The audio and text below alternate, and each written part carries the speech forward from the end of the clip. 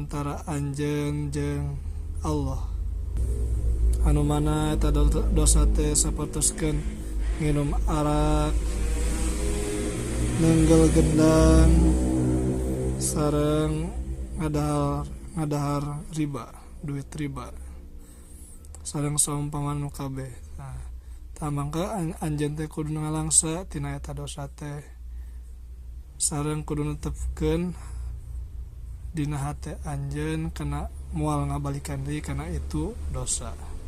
Wasalisu arian nu nomor katiluna eta dunubun pirang-pirang dosa bainaka antara anjeun wa bainal ibadi sareng antara pirang-pirang hamba.